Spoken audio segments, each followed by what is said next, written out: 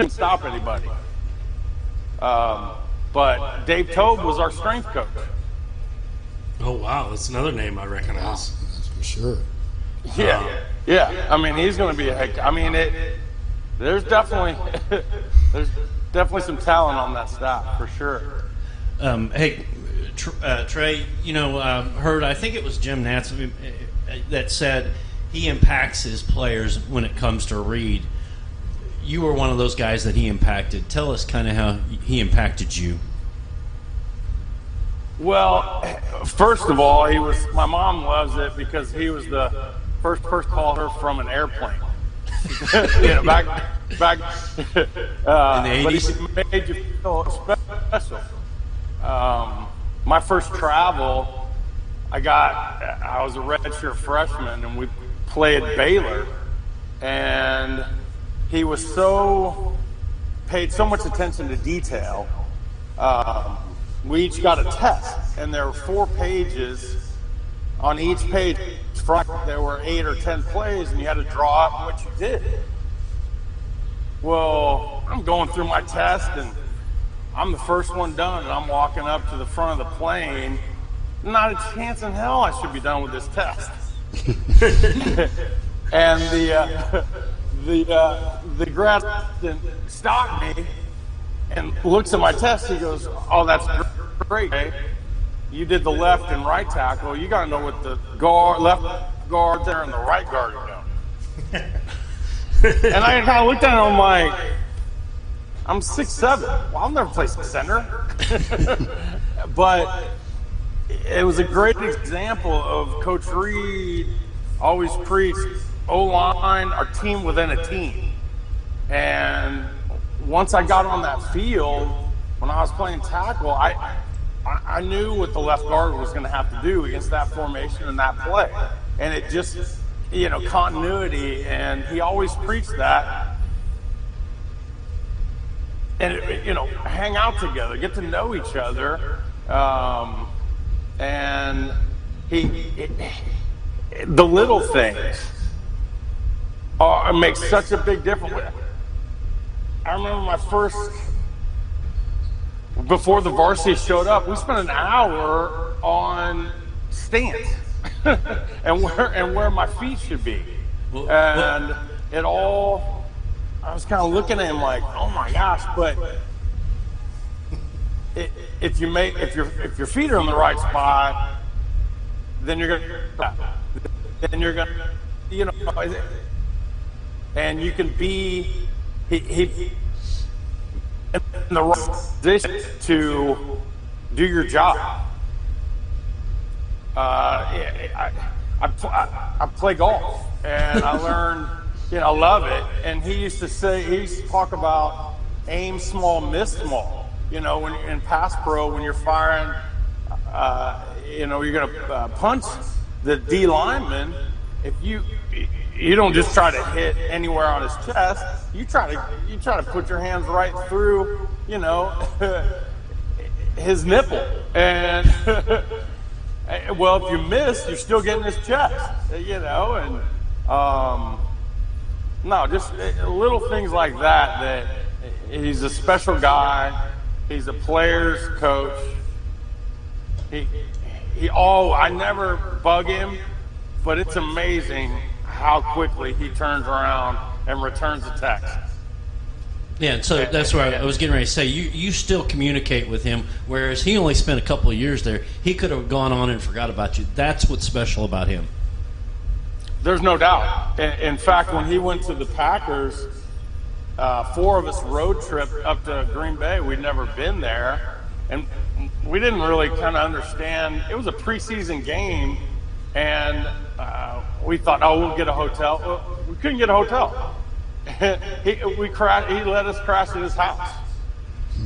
And it was pretty funny because he looked a lot like Holmgren back then. People thought he was Holmgren. He was like the tight ends coach. But I've been shocked. He loves to hear about my daughter, who's in every sport like I am. She's 5th grade and like 6 foot now? Yeah, 5th grade. They're projecting 6'2". Wow. and she's actually showing she's some at Barstow fire. right now, Coach. If you want to get her over to Pius.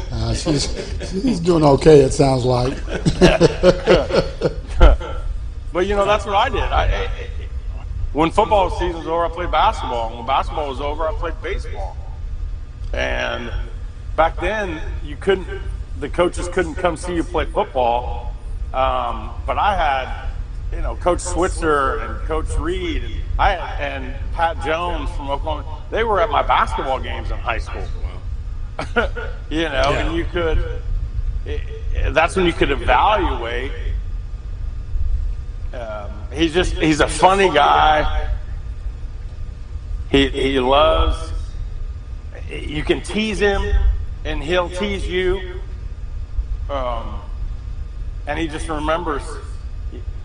He somehow he makes you feel like you work harder for him. You don't want to disappoint him, but not that he's gonna spank you like your parents would.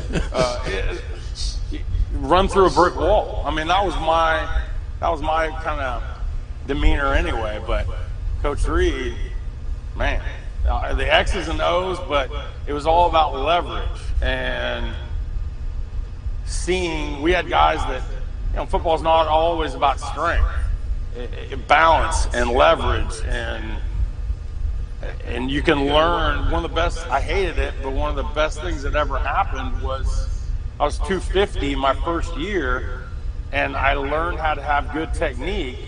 And then once I learned how to lift and eat when I wasn't hungry, once I started putting weight on, I still maintained that good technique. And once you get to that level, everybody's 280, 300. It's all about technique. I kind of want to double back something you said earlier is being on the plane as a true freshman traveling. I mean, we're talking about in the time in college football where or redshirt freshman where that didn't happen. I mean, you didn't sniff the field until you were a junior or a senior, if you were lucky in those good programs. Well, believe me, a lot of things had to go wrong for me to actually play. But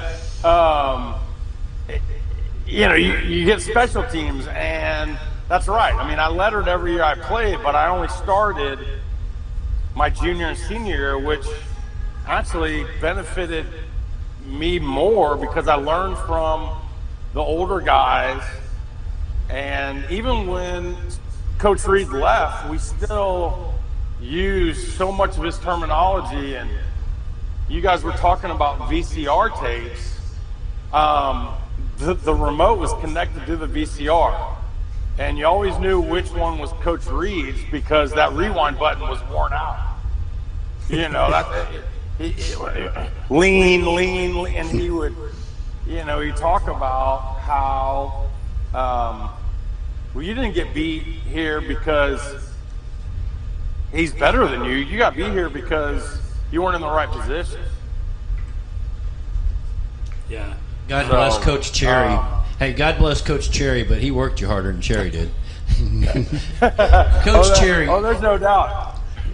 Coach Cherry. My mom laughed. Hold on, let me get this going. Yeah, go ahead. Coach Byers, Coach Cherry coached Spencer Tillman, Bill Goldberg, Trey O'Neal. How would you like that? That'd be nice. Not all at the same time, though. Oh, yeah.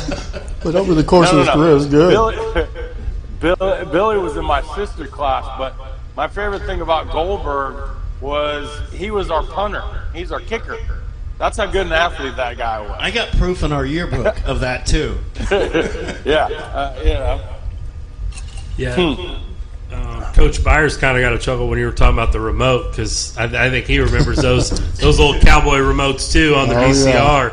Trying to run that tape back. We taped everything, not just games, but practices. And as soon as we got out of the shower, we'd have our food trays and go into the meeting. And he was so meticulous on by the time the afternoon came, I wasn't thinking about 14 things. I was thinking about a good first step and get my ear hole on somebody's hip, and just play. They talked about the game slowing down, and the more confident you are in where you need to be and what you're doing, that's when it slows down, because you're not second guessing. You can just react. Yeah, that's one point I've always tried to make, and I'm sure Coach Byers has too in coaching, that if you're not questioning what you're supposed to be doing, you're going to move a lot faster. Yeah. If you can just react and go. Well, that's the beauty. Coach Reid was, the center always initiates the slide or the protection call, but in practice, if you weren't yelling what the, slide left, slide right, and not just the center, it's communicated all the way down the line, and you didn't want to be the guy that didn't know where you were going. Yeah. Because he was going to make sure everybody knew. He used to call me his giraffe because I was so skinny. He'd be like, the giraffe doesn't know he's got the outside linebacker on this play. Why don't you know that, Trey? I'm sure you probably said that a lot nicer than he would have back then. Yeah. He never cussed. That's what's so funny. But man, he would get fired up. You could, he's an O lineman for Jim McMahon back at BYU. Well, and Coach Reid has a personality, right? You remember the look-alike, I can't remember the kid's name, but a couple of years ago, for Halloween, the kid grew up dressed up as Andy Reid. And tell us a little bit about that. I mean, about his personality and sense of humor. I mean, a lot of people don't realize he does have a really good sense of humor. Oh, it's super dry, and he actually loves those pictures. And when who's the actor on Modern Family that's from Stone Street? Stone Street. Oh my gosh, yeah, he loves that. A good example was when I was a freshman before the varsity showed up. I was the only we took an offensive lineman, myself, and a D lineman, and the rest of the scholarships were quote unquote skill positions, which, offensive line is a skill. I'll argue anybody. I agree. Totally agree. 100%, Totally agree. I'm a D-line coach, so I love it. The linemen need the recognition. Right. He'd be like, if we do our job right, only I and your mom know. If you don't do your job right, our quarterback, Jeff Haney's going to have an MRI. We don't want that. Yeah. But he was showing me a drill where you would run and then bear crawl and be on all fours. You're going to cut the DB. Well, you start running and then you go on all fours and then you kind of lay out, because he's like, I don't care how fast you are, DBs are going to know you're coming. So you got to use your length and if you can get any part of their body and get them down, that's what we need. So he was showing me the drill, and he kind of ran, and then he got on. He did a bear crawl and did it into the pad, and he came back and he was winded. He was kind of. And I looked at him and I said, "Can you show me one more time?" And he started to get down, and then he looked at me, and I started smirking, and he started laughing. He's like, "Dude, he appreciated that type of humor. He wouldn't do it after we got smoked 40 to nothing." The next, you pick and choose your battles, but yeah, we would always try to get him with practical jokes in the meeting room. And we had those cheapy kind of wood chairs, and of course, guys, if you lean back on them, they just snap. Well, we all